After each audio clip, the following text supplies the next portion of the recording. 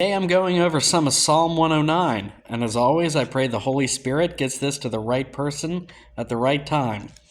Starting in verse 1. My God, whom I praise, do not remain silent, for people who are wicked and deceitful have opened their mouths against me. They have spoken against me with lying tongues. Now, about verse 1, where it says, do not remain silent, there are going to be times where it seems like God is silent, but I believe that God is never silent. When it seems like God is silent, one possibility is that he's actually whispering. And what do when someone whispers? You lean in closer so you can hear them. Verse 3. With words of hatred they surround me. They attack me without cause.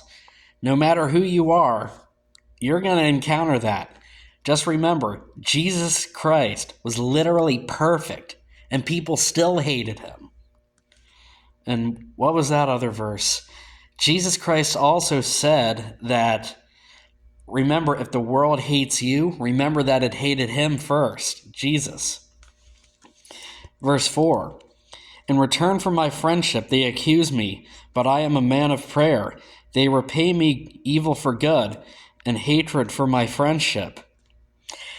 Yeah, people are going to do that in life. Being realistic, that's going to happen. But just because they are repaying your good for evil doesn't mean that you should repay their evil for evil.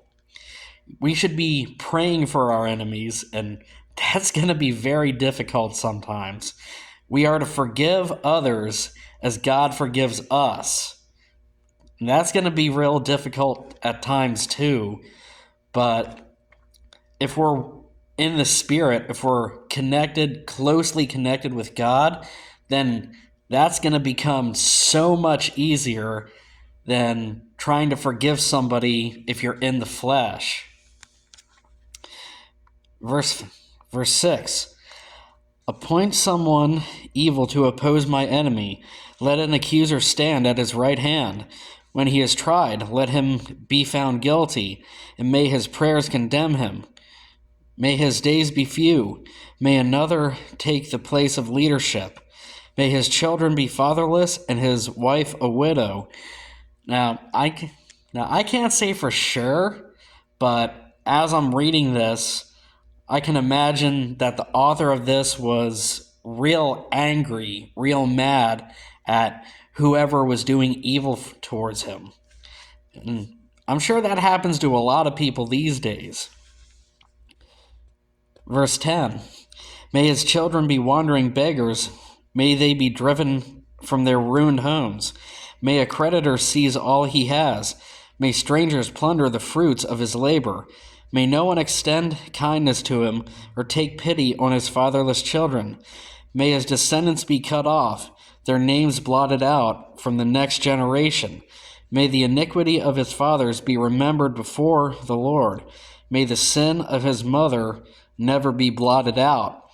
May their sins always remain before the Lord, that he may blot out their name from the earth. Now, this was written, the entire book of Psalms was written before Jesus Christ came to walk the earth as a man. So I'm sure that the world was a much different time period than it was now. And Jesus came okay, I lost my train of thought. I'm sorry. Where was I going with this? Yeah, I lost my train of thought. So I'm just going to end the video now.